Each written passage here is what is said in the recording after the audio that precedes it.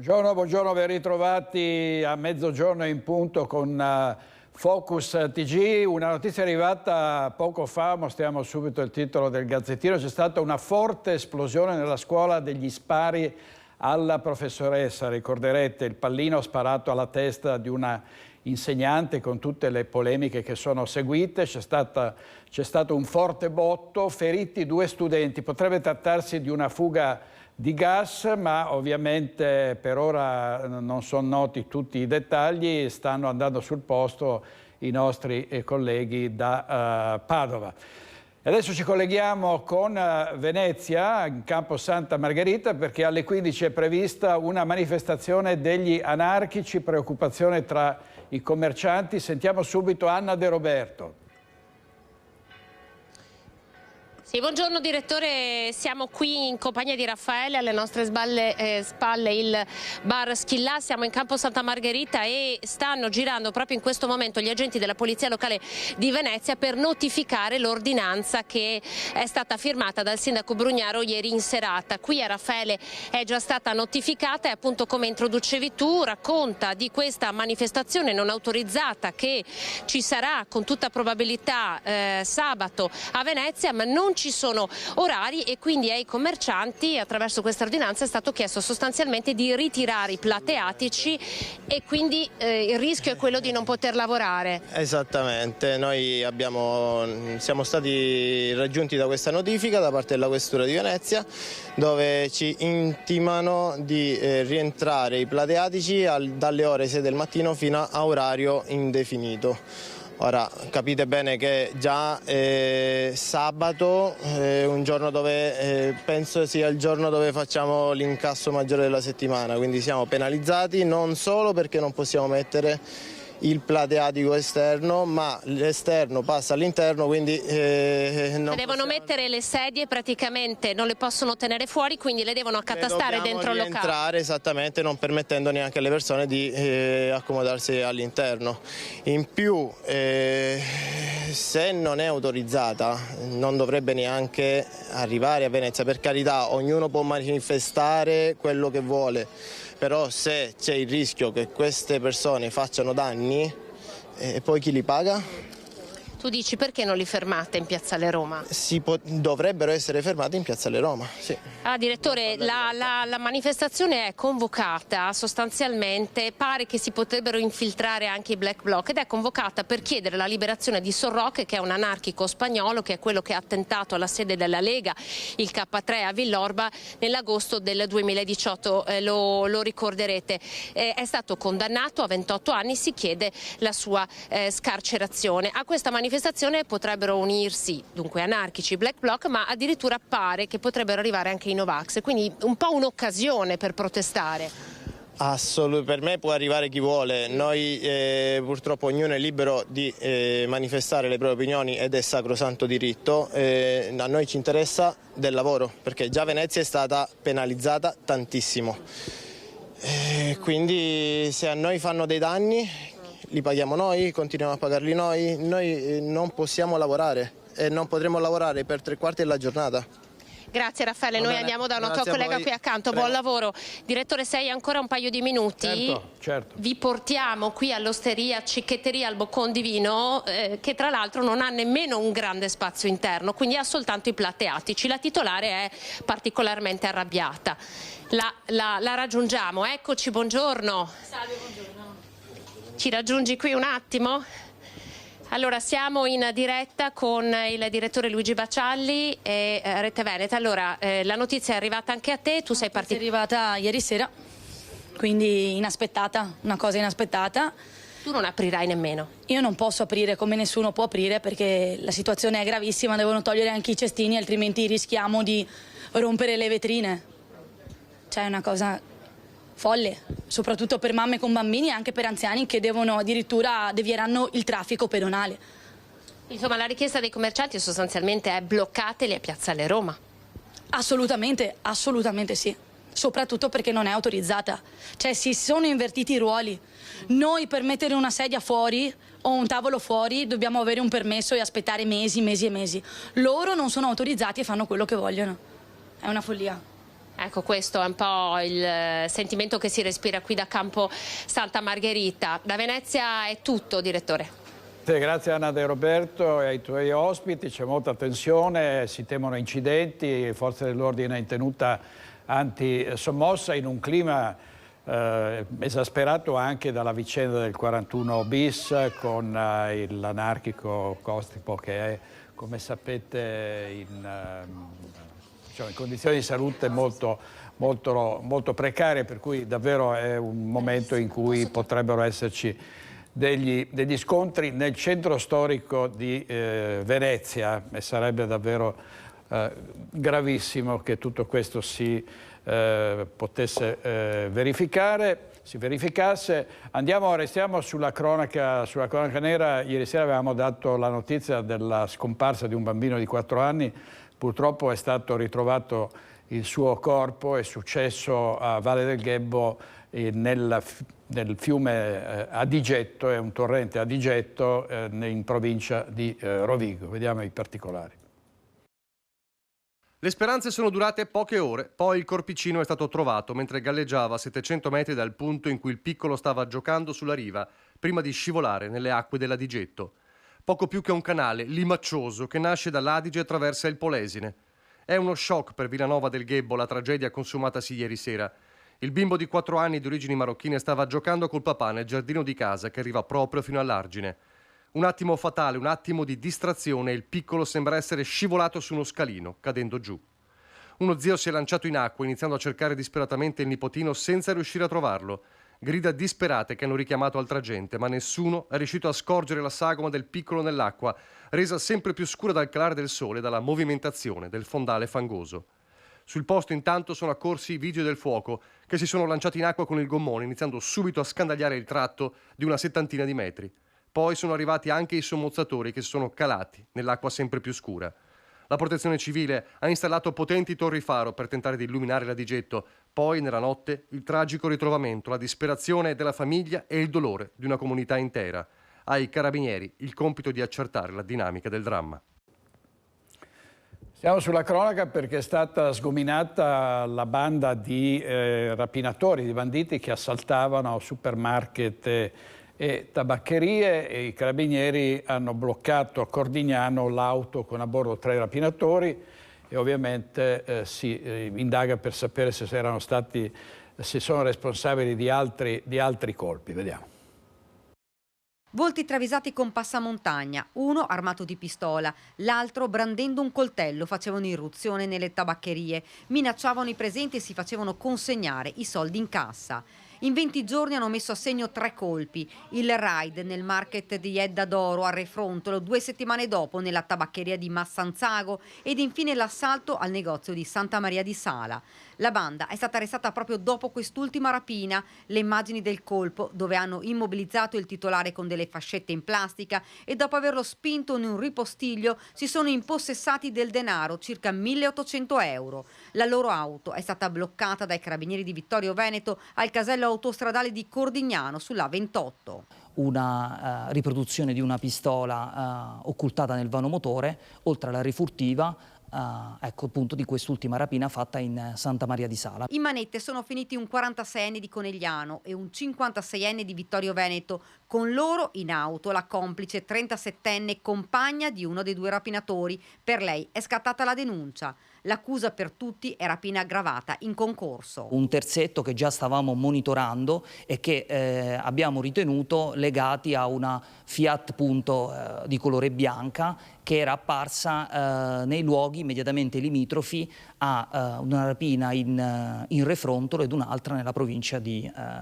Padova. L'auto la vedete in queste immagini, ha parcheggiato poco distante il piccolo market di Refrontolo. La donna è entrata prima nel negozio, ha controllato che non ci fossero clienti e poi è uscita. Immediata l'irruzione dei complici che hanno terrorizzato l'anziana titolare, la signora Edda, 81 anni, puntandole la pistola contro e portandole via l'incasso, circa 1.100 euro. Il 14 marzo i rapinatori hanno colpito alla tabaccheria di Zemignana di Massanzago. Perquisite anche le abitazioni, sono stati trovati e sequestrati dei coltelli. Le indagini dei carabinieri continuano. Sono ancora in corso e non escludiamo la loro responsabilità in altri episodi analoghi occorsi qui in Veneto. E sentiamo le dichiarazioni della signora Edda, 81enne, che era stata rapinata a Refrontolo. Ha detto: se sono effettivamente loro, buttate via la chiave. Sentiamo. Speriamo che li mettano dentro e buttino via la chiave, se è vero che sono loro. Ci sono speranza e cautela nelle parole di Edda Doro, la negoziante rapinata nel suo market di Refrontolo la sera del 2 marzo scorso. Sono passati 20 giorni da quei fatti e nulla, nonostante la reazione energica e lo spirito combattivo dimostrati da questa donna di 81 anni, è come prima. È cambiato parecchio per me, perché alla sera ho sempre paura, non sono più tranquilla come prima. È cambiato qualcosa. Durante il giorno no, sono tranquilla, ma quando comincia a venire buio...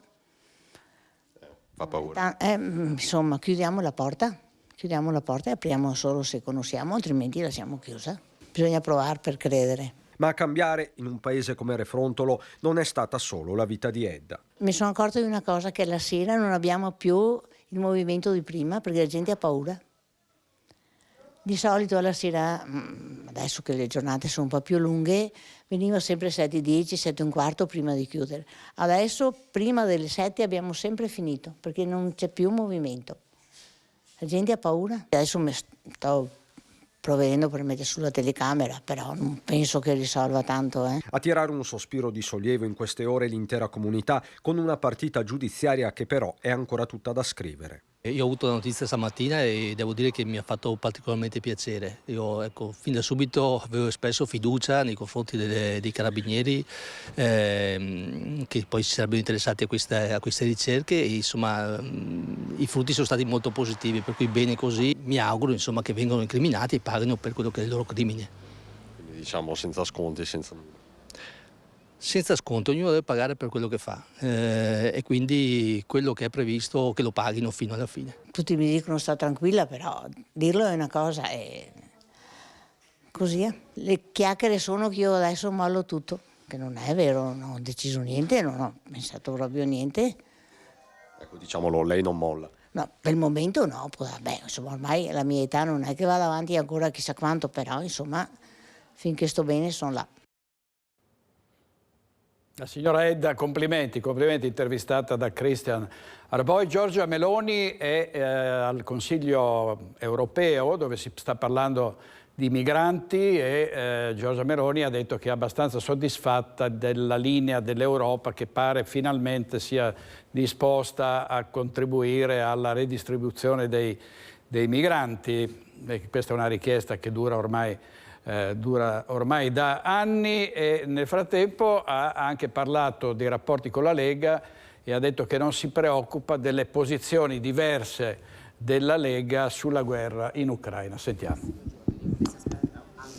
Mi aspetto passi in avanti, il dossier migranti verrà aggiornato con una relazione alla Presidente della Commissione che racconterà dei passi concreti sulla base delle conclusioni dello scorso febbraio. Io posso dire che sono soddisfatta della bozza di conclusioni, ultima versione che sta girando, che appunto chiede alla Commissione di procedere spedita e rimanda su uno stato di verifica di queste misure al prossimo Consiglio europeo.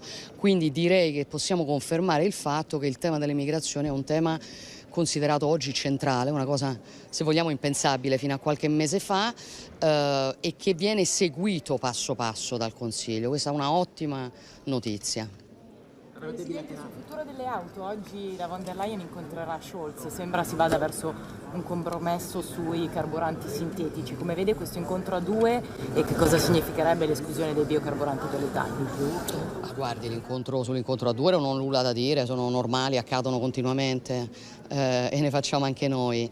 Per quello che riguarda la materia, voi sapete che su questo siamo in prima linea, nel senso la tesi che noi continuiamo a sostenere e che ribadiremo è che, fermi restando gli obiettivi della transizione che condividiamo, noi non riteniamo che l'Unione debba occuparsi anche di stabilire quali siano le tecnologie con le quali arrivare a quegli obiettivi, anche perché ci sono delle tecnologie sulle quali l'Italia e dunque l'Europa sono potenzialmente un'avanguardia, e rispetto a un'ipotesi di questo tipo decidere di legarsi a tecnologie che invece sono di fatto detenute come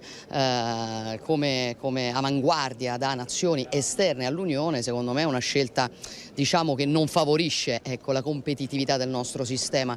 Ma mi pare una tesi assolutamente di buon senso, e quindi confidiamo che possa passare anche per quello che riguarda i biocarburanti. Presidente, sul patto di stabilità teme che ci sia, insomma, una posizione troppo rigida da parte dei paesi frugali su un rientro del debito che sia più rigido e più rapido da parte dei paesi ad alto debito. Ma guardi, su queste materie, come si sa, insomma, ci sono sempre visioni abbastanza differenti. Però io penso che l'Unione Europea debba diciamo, imparare dai suoi errori, dal passato, dalla realtà che stiamo affrontando. Oggi a noi sono chiesti, a tutti i Paesi membri sono chiesti importanti investimenti per la transizione ecologica, per la transizione digitale, per le catene di approvvigionamento strategiche, altra scelta sulla quale oggi si modifica, no? Una, se vogliamo, assenza di attenzione che c'è stata in passato. Non si può pensare che gli investimenti necessari a rendere competitivo il nostro sistema non vengano tenuti in considerazione nella governance, e io credo che la sfida debba essere, rispetto a quello che abbiamo visto in passato, per noi sarebbe tragico tornare ai parametri precedenti, diciamo una governance più attenta alla crescita e non solamente attenta alla stabilità. Ci sono dei passi in avanti, ma su questo bisogna ancora lavorare molto. Parla naturalmente anche di Ucraina. Le posizioni espresse dalla Lega in Parlamento in qualche modo la preoccupano, molto critiche, molto diverse. No, francamente non mi preoccupano, io ripeto, insomma, al di là delle posizioni espresse, voglio dire, del necessario richiamo a continuare a lavorare per una soluzione del conflitto, sul quale ovviamente tutti lavoriamo, e il punto è capirsi su cosa sia utile effettivamente per arrivare alla fine del conflitto. Io ho detto come la penso, non c'è nell'attuale contesto misura più efficace di garantire un equilibrio tra le forze in campo, che è l'unico modo, diciamo, per alla fine costringere, se vogliamo, a una negoziazione che deve essere però giusta, non si può prescindere da chi è l'aggressore e da chi è l'aggredito. Non sono preoccupata, perché poi io vado, come vi ho detto molte altre volte, ai fatti, e nei fatti io su questo, sulla linea italiana, e voi sapete essere una linea molto chiara, io non ho mai avuto problemi. Allora, questa era Giorgia Meloni, avete sentito una linea molto chiara. Ieri sera abbiamo avuto qui a Focus il direttore del Fatto Quotidiano Marco Travaglio, e anche a lui abbiamo chiesto un'opinione sulla guerra in Ucraina, di cui tutti i cittadini stanno parlando, perché qui si va veramente verso una catastrofe, o comunque verso il rischio di una guerra nucleare. Sentiamo cosa ha detto. Credo che stiamo facendo, come Italia, come Europa e come NATO e come Stati Uniti e come Gran Bretagna, tutto il peggio che potremmo fare. Non ho condiviso un anno fa, quando i 5 Stelle votarono il decreto armi di Draghi, anche se fu votato 3 giorni dopo l'invasione, quindi ancora non era ben chiara la situazione. Ho condiviso il fatto che questa volta non l'abbiano votato e che si stiano battendo per un negoziato.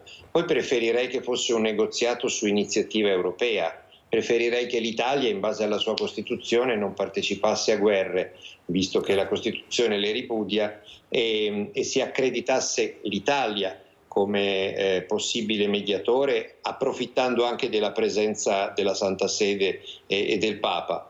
E purtroppo noi non abbiamo iniziative diplomatiche, e quindi prima di sputare sulla proposta diplomatica ancora abbastanza fumose da chiarire dei cinesi, dato che abbiamo solo quella, io comincerei ad andare a vedere che cosa prevede, perché non vorrei che fra un anno, 2 anni, 10 anni o 20 anni, come in Afghanistan, dovessimo poi renderci conto che era meglio pensarci prima che dopo. Certo. Che forse avremmo reso un grande favore al popolo ucraino a suggerirgli di andare a un tavolo delle trattative per salvare almeno quella parte.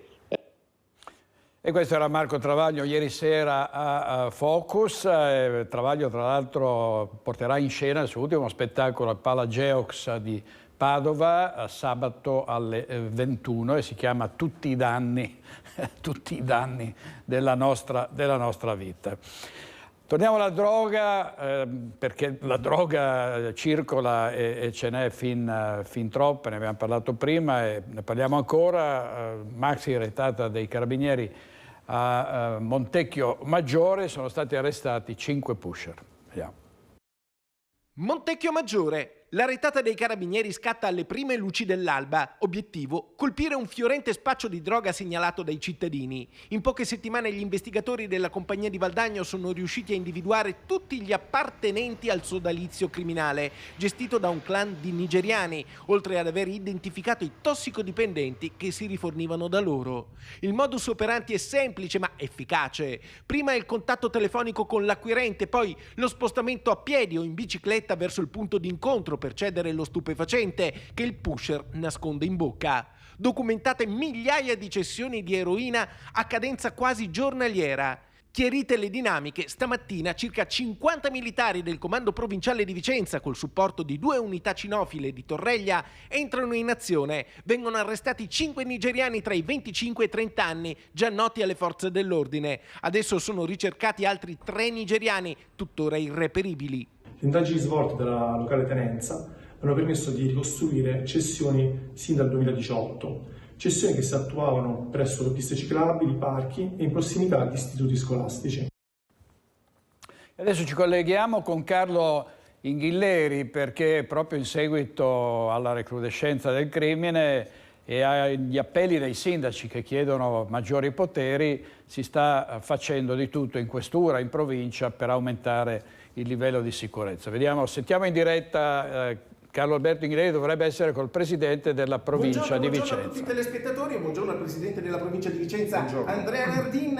Parliamo di sicurezza, sì, perché c'è non tanto un allarme in sicurezza ma una richiesta di sicurezza da parte dei cittadini. I sindaci, che sono proprio in prima linea nel rapporto con i loro cittadini, devono dare una risposta. Da questo punto di vista come provincia state organizzando un incontro con il questore perché avete bisogno di armi che siano più efficaci anche dal punto di vista normativo. Certamente l'incontro con il questore introduttivo che è stato fatto la settimana scorsa ci porterà al 28 di marzo a un incontro più produttivo che andrà a definire quali possono essere le collaborazioni tra i sindaci e la questura di Vicenza nell'interesse dei cittadini per migliorare quello che è la gestione della sicurezza a livello locale con un rafforzamento della rete fra il sindaco, che è il primo tutore della sicurezza, della legalità, del decoro del territorio, e la questura che ha gli strumenti normativi, quindi il rafforzamento di questo rapporto nell'interesse della cittadinanza. E questo vi permetterà come sindaci, lei è sindaco, di intervenire con maggiore efficacia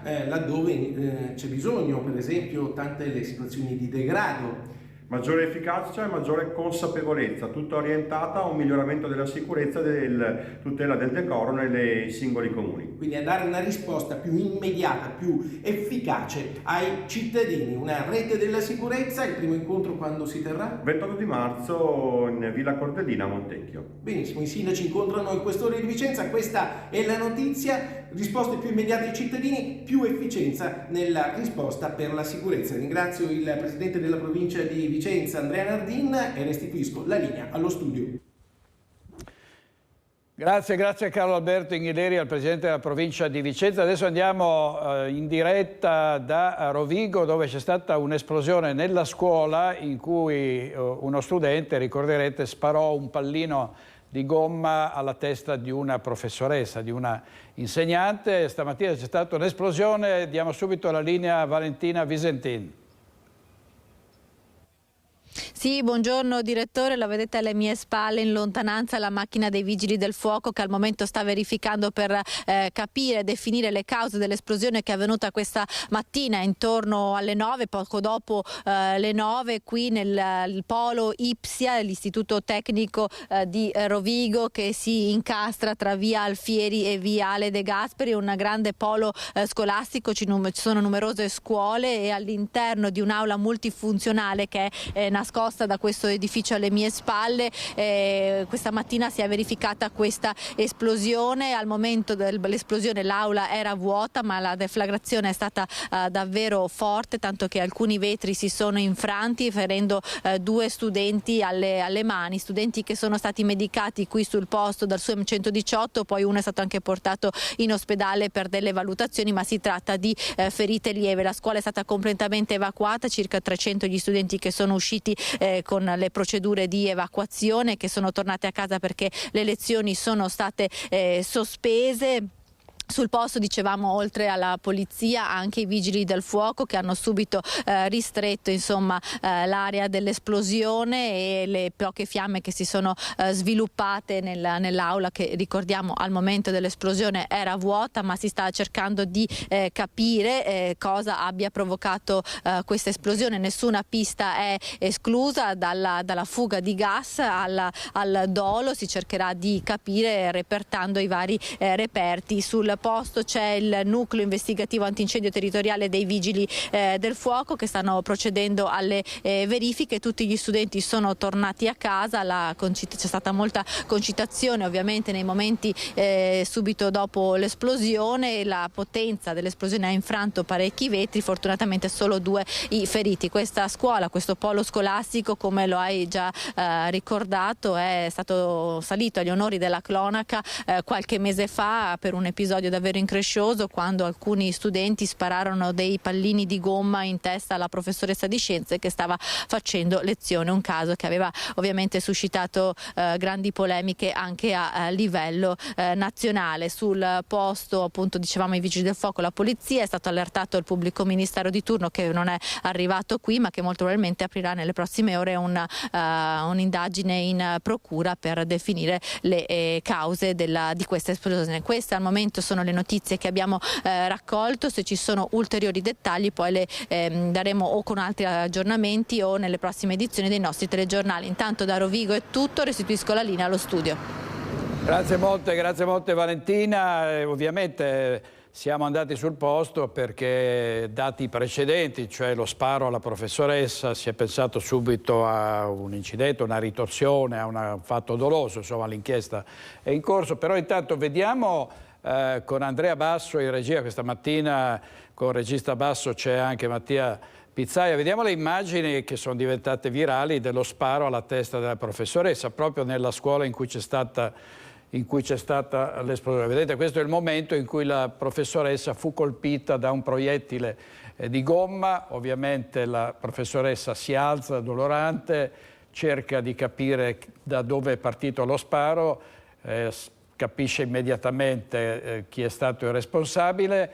Da lì parte poi un'inchiesta. La professoressa chiede oltretutto che gli studenti e le famiglie porgano le loro scuse. Queste scuse sono in parte arrivate e ha deciso questa insegnante di querelare, di denunciare lo studente responsabile di questo fatto gravissimo. Andiamo a Bassano del Grappa, dove i bassanesi aspettano con ansia il Tribunale della Pedemontana. Pensate che devono andare a Vicenza quando si tratta di seguire delle cause, quando hanno a che fare con qualsiasi problema legato alla giustizia. Venerdì il primo degli incontri annunciati dal sottosegretario della giustizia Andrea Ostellari, che era stato a Bassano anche recentemente, in vista della prossima apertura. Vediamo. Tutti gli occhi puntati su Bassano del Grappa, o meglio, sul nuovo Tribunale della Pedemontana. L'orizzonte, che guarda alla riapertura del Tribunale di Via Marinali e quindi alla nascita dell'8° Tribunale del Veneto, potrebbe essere sempre più vicino. È passato ormai un mese da quando una visita del sottosegretario alla giustizia Andrea Ostellari ha riacceso i riflettori sul nuovo Tribunale di Bassano, ristrutturato e mai aperto, chiuso nel 2012 dall'allora governo Monti. Ma il vento sembra essere cambiato. Al territorio Roma chiede di mettere nero su bianco la necessità di una riapertura. E così una nuova data storica, convocata venerdì 24 marzo, una tavola rotonda nella sala Chielesotti del Museo Civico di Bassano, che vedrà sedere, alla presenza del sottosegretario Ostellari, amministratori, regione, rappresentanti delle 3 province interessate, Vicenza, Padova e Treviso, e più di 70 sindaci del territorio. Ce lo siamo detti tante volte in questi anni, no? per cui siamo un po' illusi e disillusi.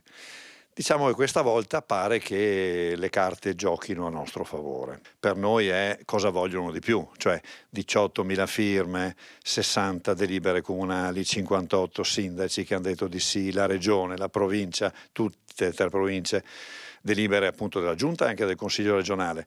Di più cosa vuoi alla fine, no? Compattezza del territorio, è questa la richiesta del governo per continuare la partita volta alla riapertura del tribunale, un'area vasta, quella della Pedemontana, che interessa 500.000 di abitanti e che vedrebbe Bassano al centro della sua mappatura giudiziaria. Se adesso il ministro dice bisogna guardare al Veneto, bisogna ovviamente, visto che i fondi del PNRR parlano solo di integrare il personale e i magistrati, ma non parlano di strutture nuove, bene, metti 30 magistrati in Veneto. E dove li metti? Che non ci stanno. A Bassano? A Bassano abbiamo 11.000 metri quadri, pronti di pacca, Ostellari li ha visti, nuovo, tutto, basta aprirlo, accendere la luce. Quindi diciamo, sarebbe un po' stupido, però lasciamo un po' che decida la politica e soprattutto il governo. È una vicenda italiana perché avete visto un tribunale, una cittadella giudiziaria che lì da diversi anni, nuova di zecca, costata 12 milioni di euro e sarebbe bene finalmente utilizzarla. Sentiamo cosa ne dicono i bassanesi intervistati da Chiara Gaiani. Si parla di una possibile riapertura del Tribunale di Bassano, il Tribunale della Pedemontana. Secondo lei è necessaria questa cosa? Credo assolutamente di sì, sia molto necessario, perché ormai le pratiche o tutte le richieste che oggi hanno i tribunali non ce la fanno a svolgerle in tempi utili. E quindi poterlo riaprire sicuramente agevolerebbe sia l'utenza, che potrebbe avere delle risposte sicuramente in tempi più giusti soprattutto, e darebbe anche la possibilità a chi non può anche muoversi, perché ci sono molte persone anziane che lo spostamento a Vicenza o a distanze creano grossi problemi sicuramente. Ma sarebbe positivo anche per la cittadina, diciamo, ci dobbiamo spostare sempre a Vicenza, non sarebbe il caso, ma sono convinto che non lo riapriranno. Lei è scettico? Sì, molto scettico. Lei pensa che sia giusto che venga riaperto il Tribunale della Pedemontana? Sicuramente, perché dopo tutti i soldi che hanno speso, chiuderlo, tenere uno stabile così va in deperimento, per cui dopo altri soldi per riprendere. Insomma, è sempre una spesa continua. Insomma, se l'hanno messo a posto, penso che sia anche giusto che rimanga, anche perché qua nel circondario ci sono vari paesetti che hanno bisogno, devono andare sempre a Vicenza. Beh, credo sì, perché il territorio lo merita sicuramente. Io adesso fortunatamente non ho avuto bisogno di tribunali, per cui però credo sia assolutamente importante nel territorio qui nostro. È molto... Lo aprono come Tribunale della Pedemontana, quindi è servizio addirittura di 3 province, è la logica corretta? Oddio, adesso andiamo su una materia a cui io presumo di sì, perché ha sempre fatto il suo lavoro egregiamente il Tribunale qui a Bassano. Sì, è giusto sì, perché anzi, doveva averlo già aperto già da prima. Non dovevano chiuderlo, insomma? No. Domani c'è il primo di una serie di incontri con il sottosegretario Ostellari. Secondo lei i sindaci devono far sentire forte? Lottare fino a avere il tribunale. Ogni cittadino deve avere il tempo per andare al tribunale, ma non fare ore non retribuite, perché la vita ha un costo. E a proposito di tribunali, una notizia che vediamo dal Fatto Quotidiano: strage di Piazza della Loggia, il governo non è parte civile nel processo a Brescia e polemica, è un titolo che hanno pubblicato tutti i quotidiani online. Poi Palazzo Chigi però ha assicurato: non eravamo stati avvisati, ci costituiremo. La si butta sempre in politica, qualsiasi motivo è buono per dar la colpa all'una piuttosto che all'altra parte. Qui ovviamente Piazza della Loggia, uno degli attentati più sanguinosi della nostra storia repubblicana. È chiaro che il governo non può non essere parte civile, quindi può darsi che ci sia stato un misunderstanding, come si dice in questi casi. E invece la CGIL e la FIOM sono state incluse come parti civili nel processo, la causa civile Fincantieri, perché il giudice ha riconosciuto le denunce a tutela dei lavoratori. Sentiamo. La FIOM di Venezia, assieme alla FIOM del Veneto, la CGIL di Venezia e la Camera Lavoro di Venezia, è stata ammessa alla costituzione di parte civile nel processo Fincantieri. C'è soddisfazione in casa CGIL e FIOM per essere state incluse come parti civili nel processo che vede imputate una trentina di persone e più di una decina di società con accuse di vario genere che vanno dalla corruzione al caporalato.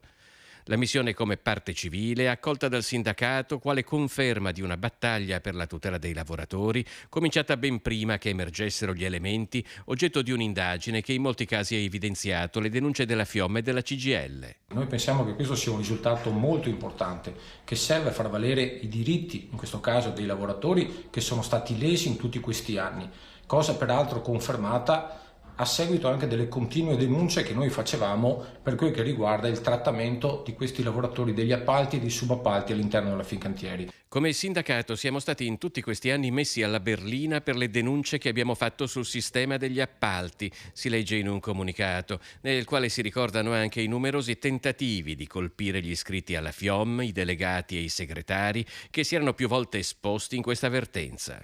Questo è un giusto riconoscimento del nostro lavoro, del lavoro del sindacato, e ci auspichiamo che poi gli esiti dell'indagine e del processo portino a dei risultati che per quel che ci riguarda devono andare nell'interesse dei lavoratori e delle lavoratrici che noi rappresentiamo.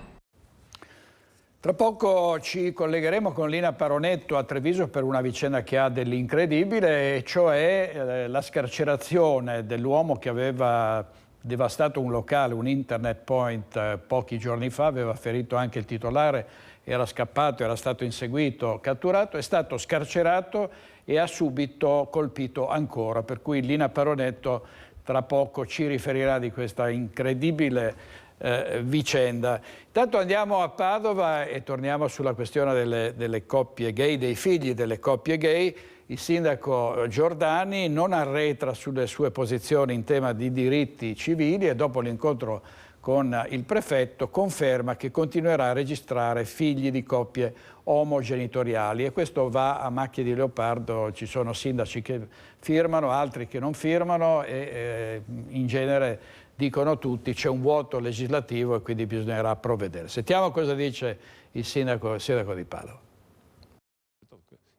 Intendo confermare le modalità e le procedure che fin dal 2017 sono state applicate da me e dal Comune di Padova e come sempre fatto comunicando ogni atto alle autorità competenti. Il sindaco Sergio Giordani non cambia la sua posizione sulla registrazione in anagrafe dei figli delle coppie omogenitoriali. Dopo l'incontro definito dal primo cittadino molto cordiale con il prefetto Raffaele Grassi, Giordani ha ribadito in una nota ufficiale quanto aveva detto ai nostri microfoni ieri mattina, ovvero che come sindaco non intende farne una questione ideologica, ma il suo dovere è quello di tutelare gli interessi dei bambini e delle bambine. Io penso di fare il mio dovere, cioè sto firmando il certificato di nascita, vengono due mamme con i bambini, per cui trovo ancora naturale. Io penso che i bimbi siano non discriminati, cosa c'entra?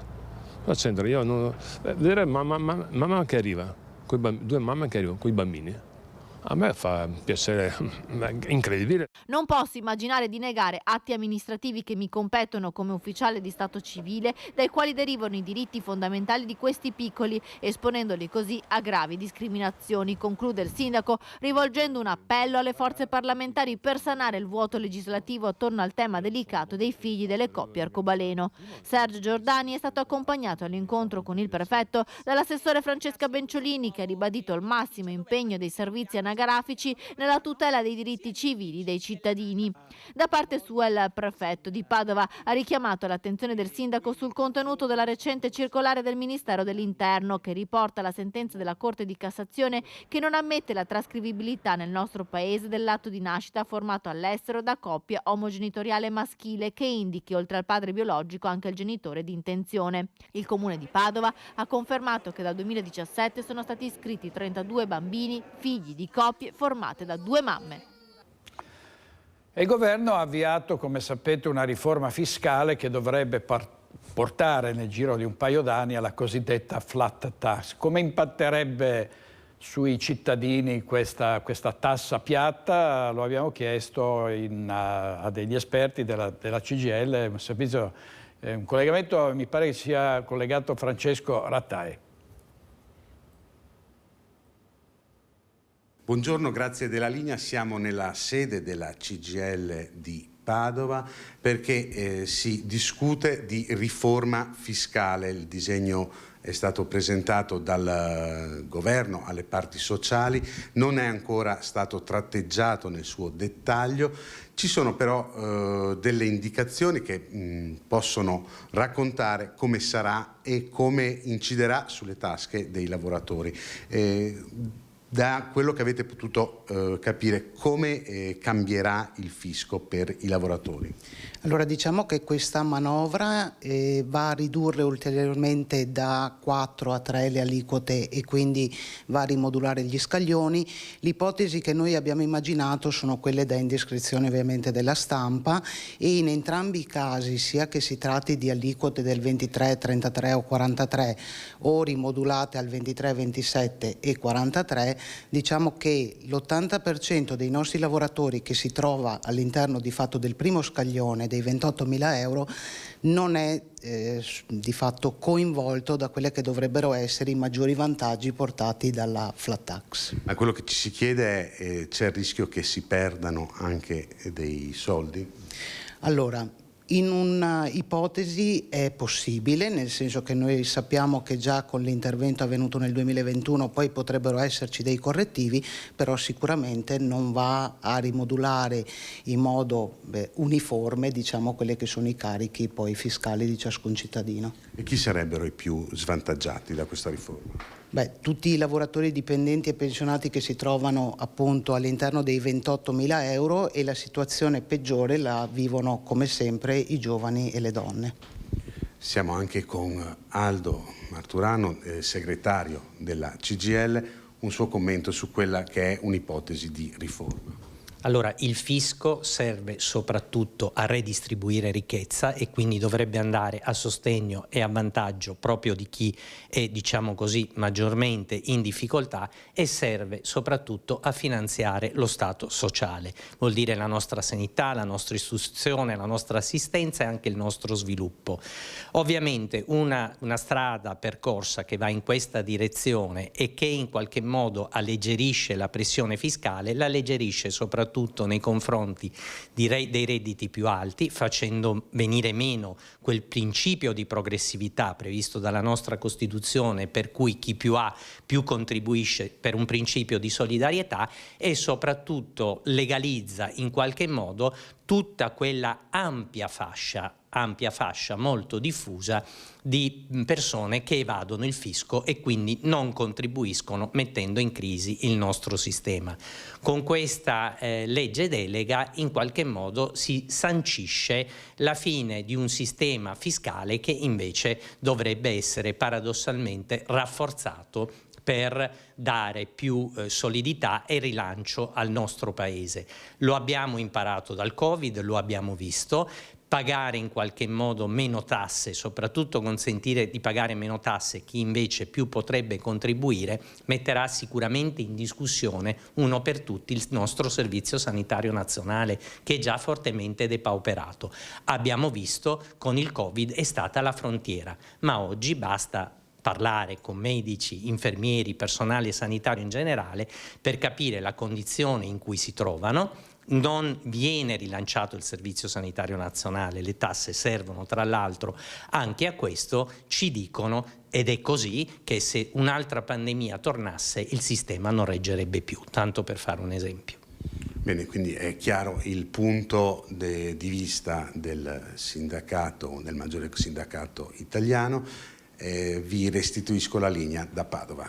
Grazie molte a Francesco Rattei e ai suoi ospiti. Parleremo anche stasera focus dei super bonus 110% con il dramma dei crediti incagliati, tante persone, tante famiglie, tante imprese che hanno investito in seguito a questo super bonus, che poi adesso si ritrovano in una situazione drammatica.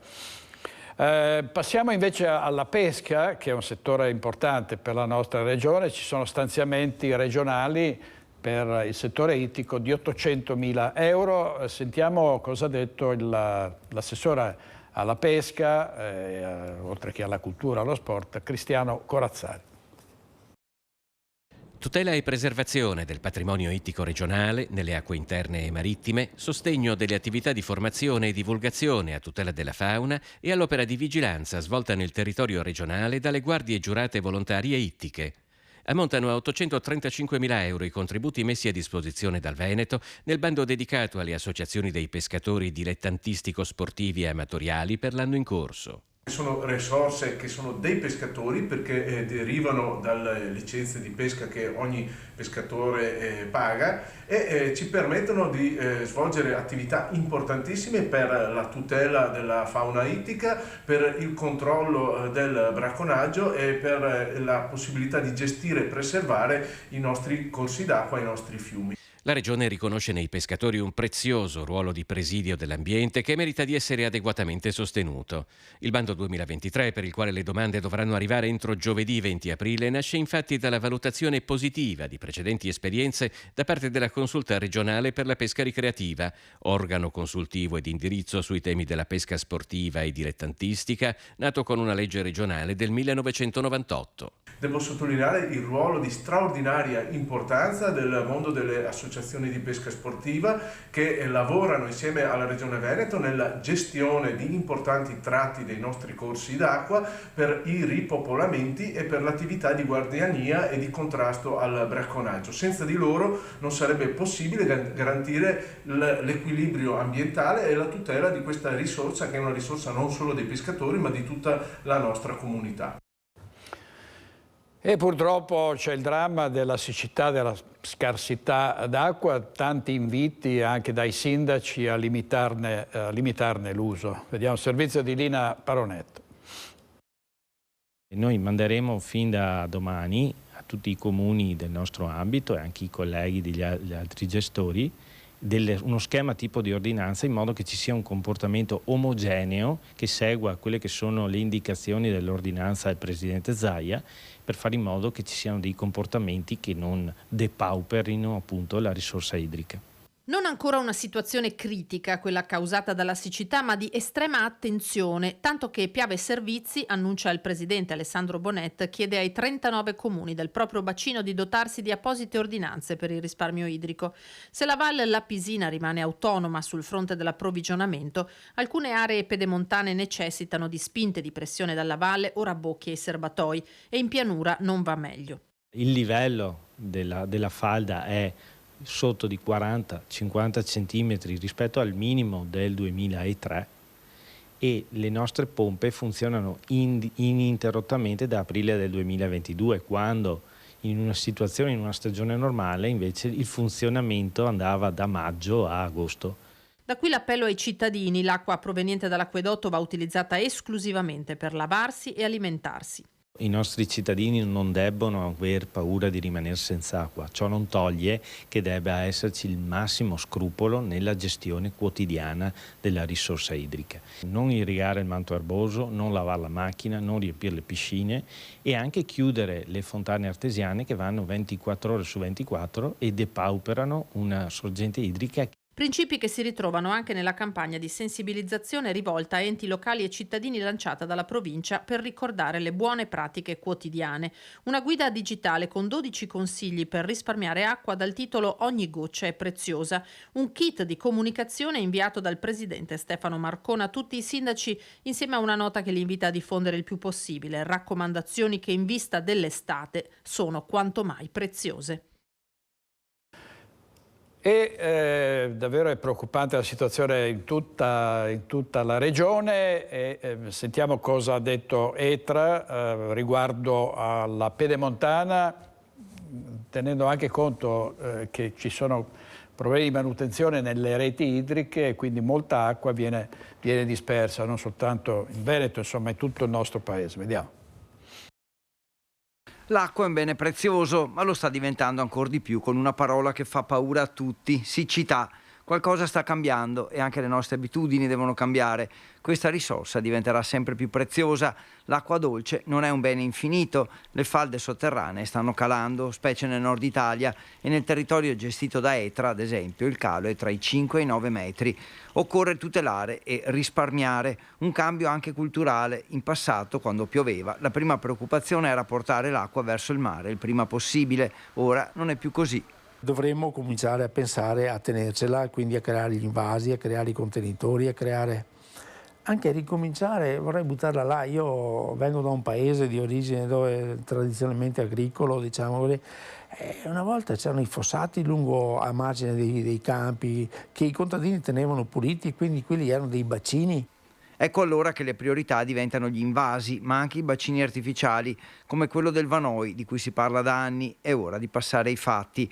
Un risparmio che deve interessare i cittadini, ma anche le aziende, alcune delle quali consumano una grande quantità di acqua. Etra punta a ridurre le perdite, che attualmente sono del 30%, comunque tra le più basse del Veneto. Bisogna sostituire le tubature che perdono. Etra ne cambia 20 km all'anno. Insomma, o piove, ma non sembra così probabile, o risparmiare, adattarsi, programmare saranno le parole chiave per un futuro senza arrivare al razionamento. Ci colleghiamo in diretta a Treviso con Lina Paronetto per l'incredibile vicenda del coltellatore dell'Internet Point che è stato subito scarcerato e che il giorno dopo ha colpito ancora. A te la linea, Lina. Grazie direttore, grazie telespettatori, buongiorno. Ha colpito la sera stessa di fatto, era stato rimesso in libertà ieri con un provvedimento che era stato piuttosto discusso, questo trentenne bengalese che risulterebbe essere un rifugiato politico. Questo soggetto ieri sera ha colpito senza motivo apparente alla gola un volontario della Caritas, si era presentato in mensa come spesso faceva alla Caritas della sede di Treviso per avere la cena, per avere il pasto, senza motivo si è avventato contro questo volontario, ferendolo fortunatamente leggermente e poi dandosi alla fuga. È stato rintracciato dalla polizia poco dopo nei pressi della questura. Nel suo zaino c'era una roncola e ha ingaggiato una colluttazione con gli agenti della polizia giudiziaria prima di essere arrestato, procurando delle lesioni anche a un agente. Noi abbiamo sentito direttore Don Davide Schiavon, direttore della Caritas di Treviso, che ci ha raccontato quello che è successo e soprattutto ci ha espresso la sua amarezza perché pare che anche dalla Caritas avessero segnalato più volte che questo soggetto era potenzialmente pericoloso. Sentiamo la telefonica di Don Davide Schiavon.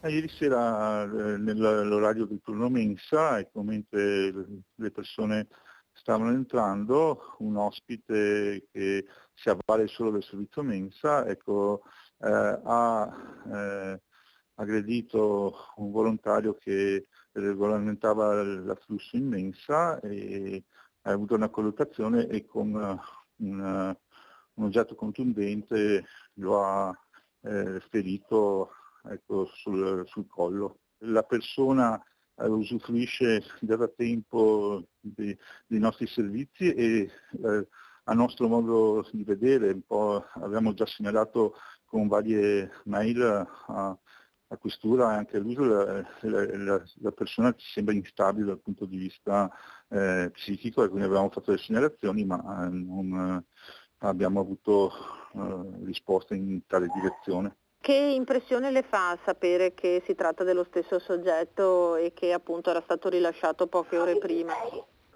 Ma diciamo che da una parte provo un profonda anche amarezza perché queste situazioni vanno affrontate, certo un po' in termini un po' più anche definitivi e risolutivi, certo credo che comunque se le persone che vivono disagi che non vengono seguite per tempo, poi è facile che si arrivi a queste situazioni se non si controllano anche un po' questo. Quindi mi dispiace un po' questo e poi mette anche profonda insicurezza, nel senso che indubbiamente noi facciamo un servizio per le persone in difficoltà e succedono queste cose, è chiaro che anche in qualità di responsabile ho i miei timori nel mettere a repentaglio anche l'incolumità dei volontari, degli operatori e anche la mia. Questo soggetto, direttore, abbiamo detto, aveva messo a ferro e fuoco via Zenzon di Piave, zona stadio a Treviso, lunedì mattina, aveva tentato una rapina armato di coltello nell'internet point di un suo connazionale e poi lo aveva devastato scagliando oggetti contro le vetrate, scagliando a terra gli arredamenti interni del negozio, tanto che avevamo documentato quasi in diretta tutta la vicenda. Poi di fronte al jeep era rimasto in silenzio, era stato arrestato per la tentata rapina, per lesioni e danneggiamento il jeep aveva deciso, essendo un incensurato in territorio italiano, di rilasciarlo, di rimetterlo in libertà e di disporre solamente l'obbligo di dimora in comune di Treviso e l'obbligo di presentarsi quotidianamente alla polizia giudiziaria. Non ha atteso evidentemente molto per fare poi quello che ha fatto. Noi abbiamo sentito poco fa il procuratore della Repubblica di Treviso Martani, il quale ci ha detto: noi come procura avevamo chiesto un provvedimento di custodia cautelare in carcere, il GIP ha deciso altrimenti con un provvedimento che viene ritenuto legittimo, ma evidentemente c'era anche un margine potenzialmente per qualcosa di più restrittivo, tanto che la scarcerazione, come dicevamo, il sindaco di Treviso, Conte, l'aveva commentata con grande amarezza dicendo siamo senza parole, ha sconvolto un intero quartiere, ha messo in sicurezza dei cittadini e ora ce lo ritroviamo libero. Purtroppo, come detto, ha agito ancora, adesso c'è da aspettarsi naturalmente che venga inasprito anche il provvedimento relativo a quel fatto e quindi questo soggetto che si trova ora in carcere per questo nuovo reato venga tenuto lì dove si trova ora. E con questo io dal Palazzo di Giustizia, direttore, ti restituirei la linea. Grazie molte Lina, grazie molte a Lina Paronetto, una vicenda che ha veramente dell'incredibile, perché un ordine di custodia cautelare sembra normale come provvedimento rispetto a un uomo che armato di coltello devasta un negozio, scappa, viene inseguito, arrestato e poi invece viene rimesso subito in libertà. I cittadini francamente non capiscono, ne parleremo di migranti e di sicurezza nella seconda parte di Focus TG, tra pochissimo dopo la pubblicità, con il presidente del Consiglio Comunale di Treviso Giancarlo Iannicelli per la Lega e con per il Partito Democratico Marco Zabaia. Tra pochissimo, grazie.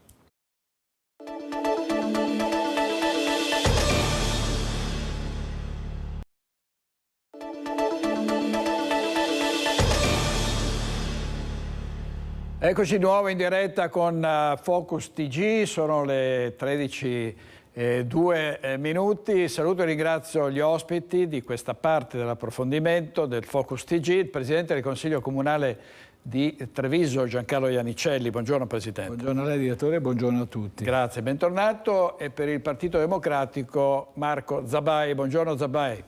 Buongiorno direttore, grazie. Buongiorno. Allora, vediamo un titolo uscito da poco su Repubblica Online, il flop annunciato del Consiglio europeo su migranti ed economia, ignorata la linea italiana. Abbiamo sentito prima Giorgia Meloni dirsi abbastanza soddisfatta di quanto si è detto oggi al Consiglio europeo per l'immigrazione, nel senso che l'Europa, ha detto la Meloni, farà la sua parte. Poi vedremo da quando partirà la collaborazione concreta dell'Europa in questo dramma dell'immigrazione che vede l'Italia impegnata in quasi totale solitudine nel soccorso ai migranti e soprattutto anche nell'accoglienza, poi, perché i migranti non sempre vanno dall'Italia all'estero, ma restano in questo paese. E in questa vicenda dell'immigrazione si innesta quello che abbiamo visto prima accadere a Treviso, cioè un uomo, un immigrato irregolare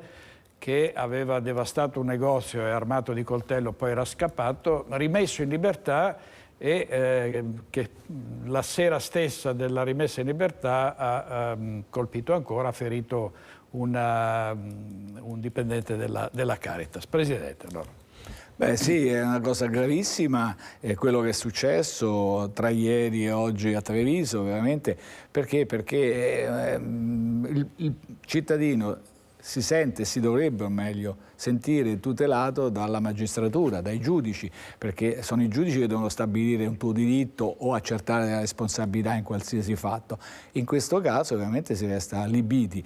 Le persone hanno in questo modo, con questi fatti, hanno sempre meno come dire, fiducia di un'istituzione importante come la magistratura. Allora, io non so, il giudice avrà le sue ragioni, però liberare una persona così che aveva già devastato e fortunatamente non era riuscito a far male a delle persone in modo grave, lasciarlo libero dopo poche ore senza accertare. Io so, almeno poi non sono un tecnico, che insomma, il giudice ha questa possibilità di lasciar libero se non ci sono pericoli di reiterazione del reato o se può scappare, se non scappa, insomma. Quindi in questo caso abbiamo visto che ha sbagliato tutto nella sua analisi. È inutile che poi i giudici si coprano sul fatto e dice ma la legge lo prevede. Sì, lo prevede, ma ti dà te la possibilità, tu devi analizzare, tu puoi dare a una persona 30 anni di galera o 15 anni o 20 anni, sei tu che devi decidere. Questo di lavarsi le mani è una cosa gravissima, gravissima, perché scopre, il cittadino si sente non protetto da un'istituzione importante, è una cosa gravissima, ma ci rendiamo conto, una persona entrata, a proposito, lo accennava lei, sicuramente con dei flussi irregolari, avanti tutti dentro, e poi combinano queste cose. Probabilmente questo soggetto, ripeto, è inutile che poi mi si venga a dire che bisognava integrarlo. Beh, ci sono dei soggetti, delle persone che entrano così solo per far confusione, per delinquere, per creare veramente grossi problemi nella comunità in cui vanno, facendo perdere poi la fiducia in tante altre persone che invece hanno voglia di migliorare la propria situazione, hanno voglia di partecipare allo sviluppo del paese in cui sono ospiti, in cui vanno, e che poi, come dire, tendono a prendere addirittura la cittadinanza, come succede. Io sono quello che da tante consegno cittadinanze agli immigrati qui a Treviso. Noi diamo 350 circa cittadinanze l'anno. Beh, io, persone che hanno fatto un percorso regolare, posso affermare senza problema, insomma, di smentita, che sono delle persone straordinarie. Là si vede veramente una persona che ha voglia di migliorare la propria situazione, di integrarsi, perché ha seguito un percorso regolare. Purtroppo questo è un fatto gravissimo. Guardate, una delle istituzioni verso le quali per una serie di motivi i cittadini non hanno fiducia è la magistratura. Questo è gravissimo, dovrebbe preoccupare, a proposito, la magistratura stessa, non altre cose. Questo di riguadagnare fiducia, di far vedere che è accanto al cittadino nella tutela dei propri diritti e, ripeto, dell'accertamento delle responsabilità. Oggi è successo veramente, tra ieri e oggi, un fatto gravissimo. Poteva essere più grave, certo, ma è un fatto gravissimo che dà tutta proprio l'idea di tra virgolette, un fallimento di azione di certa magistratura. Ecco, Zavai, giudice per le indagini preliminari, evidentemente ha considerato che questo soggetto era incensurato e poi che non ci sarebbe stato il rischio di reiterazione di reato, però appunto, come ricordava il Presidente del Consiglio Comunale di Treviso, era armato di coltello e aveva già fatto dei grossi danni e poteva anche andare peggio, diciamo. Lei cosa ne pensa, diciamo, della decisione della magistratura, che ovviamente va rispettata, ma certo i cittadini rimangono abbastanza interdetti? Sì, anch'io rimango interdetto, perché di fronte a una situazione del genere ci si aspetterebbe che delle valutazioni fossero fatte in una maniera diversa. Io esprimo anche la solidarietà ai cittadini di via Zenson di Piave e e degli altri contesti che in questo periodo stanno avendo alcune criticità dal punto di vista della sicurezza. Concordo che probabilmente una decisione diversa sarebbe stata più opportuna. Come ha detto lei, direttore, le decisioni dei giudici bisogna accettarle pur non condividendole magari. Io l'unica cosa che voglio dire è che bisogna smetterla di utilizzare dei casi di cronaca come questi, che sicuramente ci dicono che dei problemi ci sono, che vanno affrontati. Bisogna smettere di creare questi, di usarli per dipingere tutto quanto un quadro in una determinata luce. Io non credo che tutti gli immigrati, anche chi arriva in maniera irregolare perché abbiamo delle difficoltà, lo denunciano tutti, lo dice anche il governo, nel garantire delle vie legali più semplici e chiare. Anche chi arriva in maniera irregolare, molte persone, come tutti, sono ottime persone che si impegnano, che fanno il loro massimo. Io ricordo soltanto che lo stesso sindaco Conte aveva espresso delle valutazioni positive sul ragazzo che salvò da un incendio a Milano, un ragazzo che vive a Treviso, è venuto con i barconi in Italia, che ha salvato una famiglia con una bambina da un incendio a Milano, giusto per dare un esempio, perché se dobbiamo mettere l'esempio negativo ce ne sono tanti di esempi positivi. E il concetto qual è?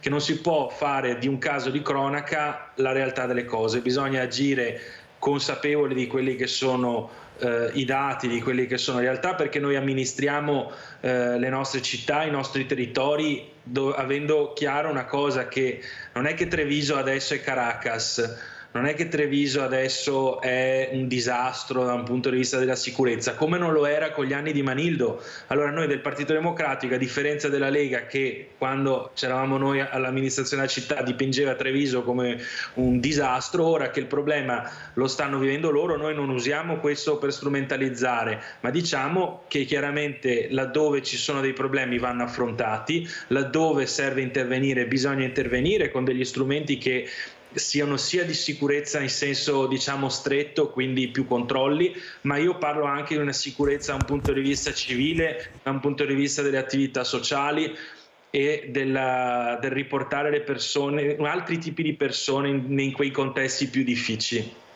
Quindi ecco, noi non strumentalizzerei per fare un discorso generalista, come purtroppo già sentito fare, ma starei sul fatto, sicuramente sulla decisione del giudice, che si può commentare ma va accettata purtroppo, e questo è quello che penso. Allora, chiarissimo, qui rivediamo le immagini in via Zenzon dell'episodio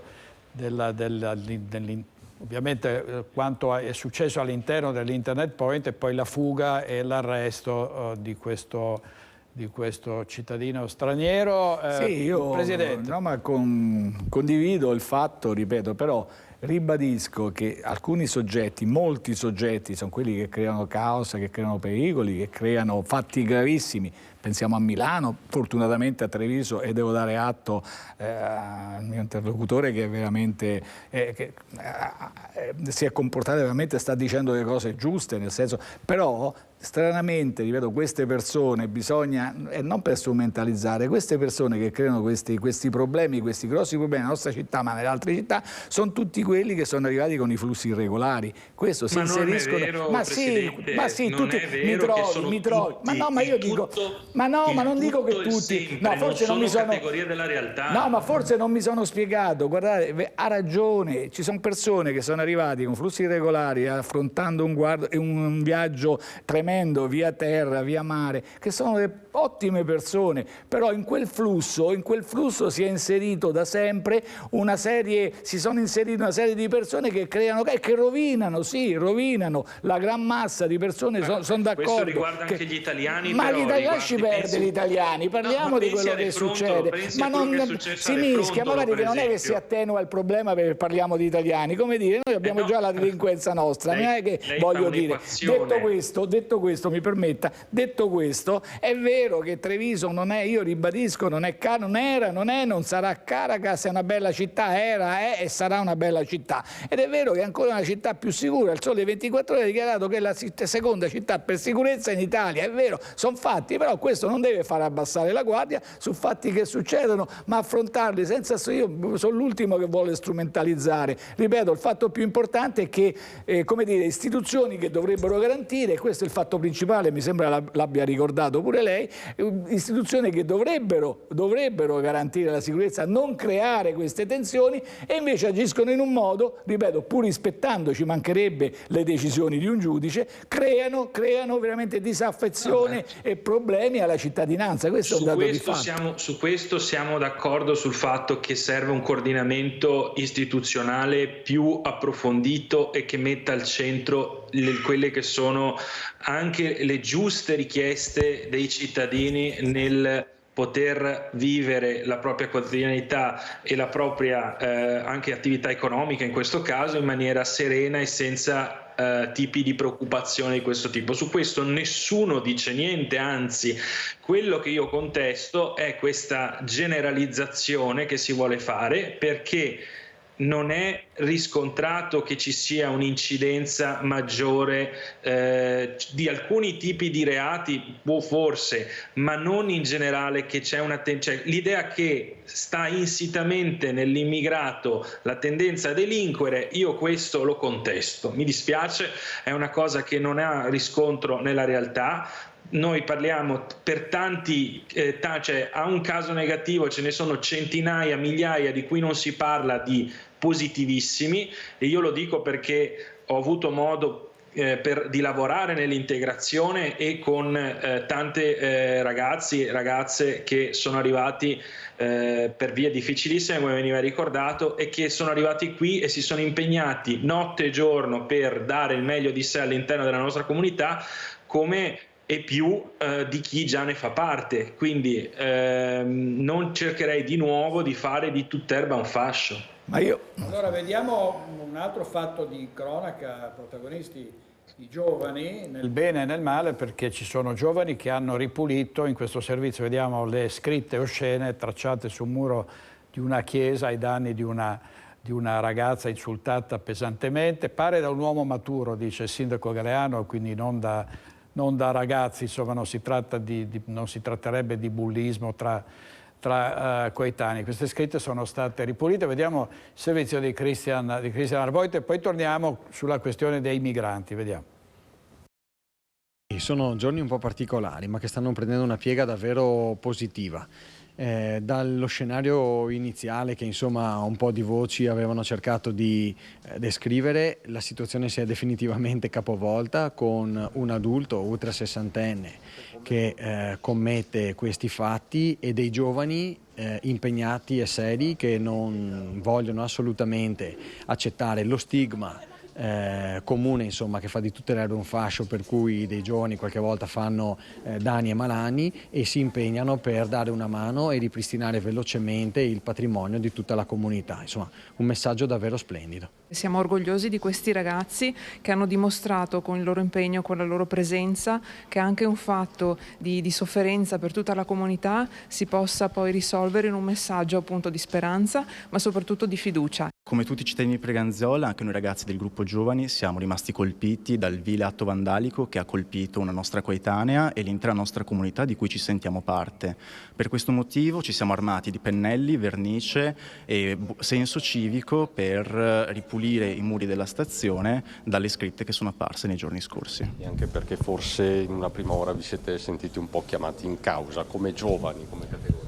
Esatto, si tende inizialmente, quando accadono fatti come questo, sempre a colpevolizzare i giovani, e questo non è vero, perché insomma non è sempre così. C'è un problema sicuramente di disagio giovanile, però non è sempre così, non bisogna mai generalizzare, e noi questa sera siamo qua anche per smentire questo luogo comune che c'è sempre sui giovani. Noi per primi abbiamo deciso di muoverci per venire a ridipingere il muro, mostrando il nostro forte senso civico. Ecco, siete disposti anche a fare altre iniziative di questo tipo?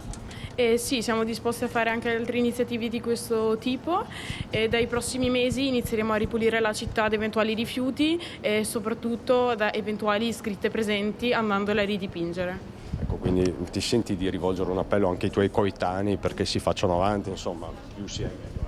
Sì, più siamo e meglio è, perciò per i cittadini di Preganziolle, chiunque voglia, vi aspettiamo al nostro gruppo giovani.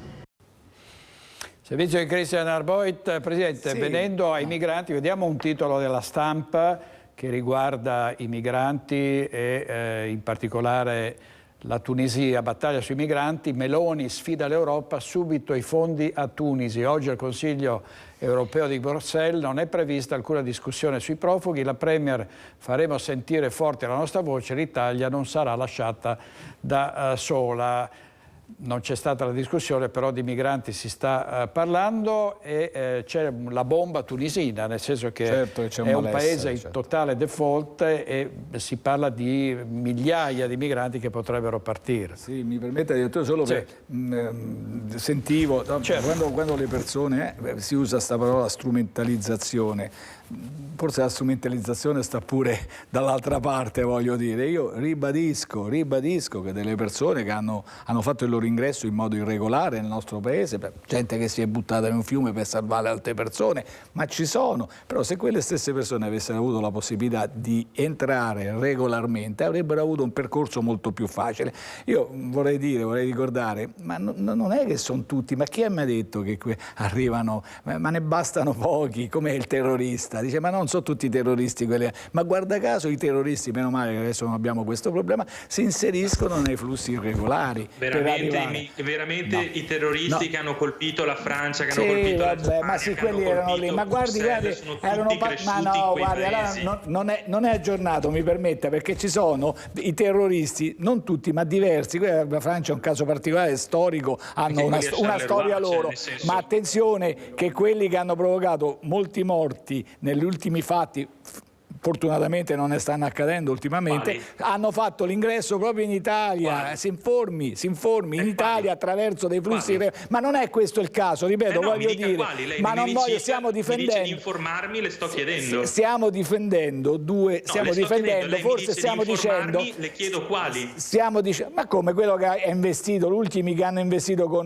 investendo le persone ai mercati, 2 o 3 venivano dalla Puglia, erano stati in Puglia dopo essere entrati in Italia in modo irregolare, ma non è questo il problema. Stiamo dicendo dicendo le stesse cose, ma io non cerco di non strumentalizzare, cerco di fare una fotografia, invece la strumentalizzazione avviene dall'altra parte, tutti buoni e tutti bravi. Io dico che ci sono dei buoni, lei vada a Milano, si apra un po' all'Italia e veda la stazione, vede i fatti, se è diventata una città invivibile sia Milano sia Roma, è perché sono tutte persone irregolari che purtroppo non trovano uno sfogo in un lavoro. Ciò che rende invivibile Milano sono i costi dell'affitto più che allora, ma vede, ma sì, allora ci sono i costi degli affitti, allora lasciamo che succedano, ma lei analizza, fa un'analisi sociologica che è vera, fosse ciò che rende ma allora non farli entrare, se sai che non gli puoi dare un alloggio perché l'alloggio non c'è nemmeno per gli italiani, non farli entrare, ma che dici? Ma poi perché queste, cosa più grave, al di là della strumentalizzazione, che questi fatti portano a una percezione di insicurezza e la percezione va rispettata, perché anche a Treviso se c'è una percezione di insicurezza bisogna rispettarla purtroppo, anche se la realtà è diversa, perché poi la persona vive male se percepisce, anche non a ragione, che una città, un posto, un luogo è insicuro.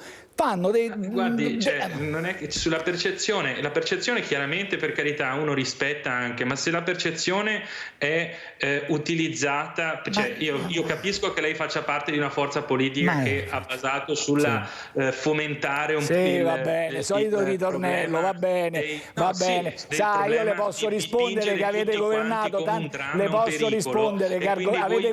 tanti anni e non avete risolto il problema. Voi vivete della percezione, perché sulla base della percezione riuscite a creare paura Perché voi su cosa vivete? Sulle barzellette, sulle chiacchiere. Dopodiché la percezione bisogna rassicurare i cittadini. Ma guardi che questo lo dice anche il suo sindaco. No, non dice questo. Il mio sindaco lo conosco meglio di lei.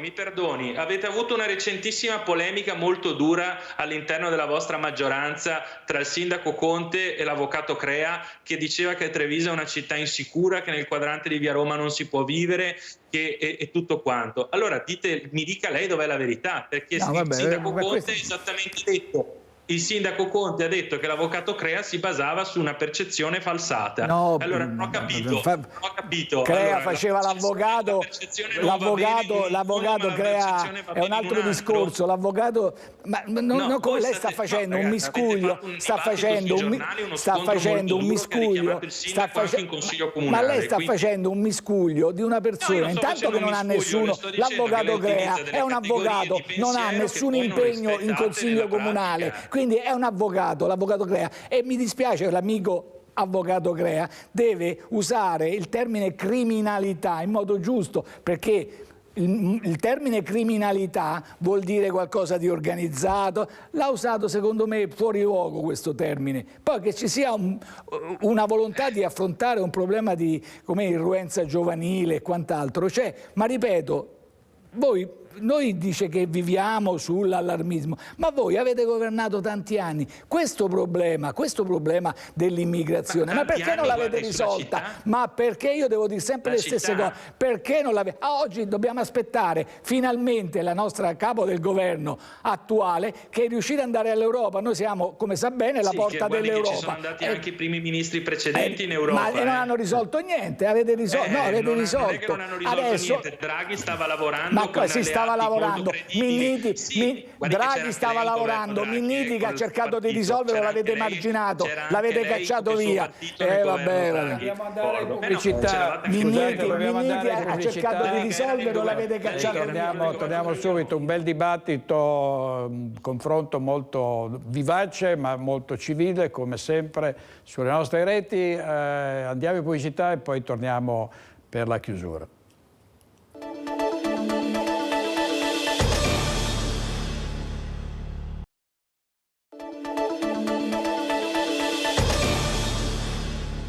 Nuovo in diretta con Focus TG, vedo Lina Paronetto collegata nuovamente da Treviso con il sindaco Mario Conte. A te Lina. Grazie direttore, sì, siamo col sindaco Conte che ieri aveva espresso la sua incredulità per il provvedimento di scarcerazione immediata di fatto di questo soggetto che aveva messo a ferro e fuoco via Zensson, e poi è successo quello che è successo alla Caritas, sindaco. Sì, sto dalla parte dei cittadini che non riescono a capire il perché delle cose, il perché questa persona fosse in libertà, il perché questa persona è stata lasciata agire un'altra volta, addirittura questa volta ferendo 2 persone, un agente di polizia e un volontario della Caritas. Sono quelle cose che poi i cittadini ti fermano per strada e francamente perdono la fiducia nei confronti delle istituzioni. Allora da una parte c'è l'amministrazione comunale, le forze dell'ordine che danno il massimo per cercare di garantire la sicurezza ed intervengono tempestivamente, dall'altra poi c'è una giustizia che rilascia dopo poche ore queste persone e soprattutto li mette nelle condizioni di poter agire nuovamente, esattamente come purtroppo è successo, e quindi questa cosa grida davvero vendetta, e quindi io sto totalmente dalla parte dei miei cittadini che oggi si chiedono il perché succedono queste cose in Italia. Ecco, velocemente, sindaco, lei ieri aveva lanciato un appello al ministro Nordio.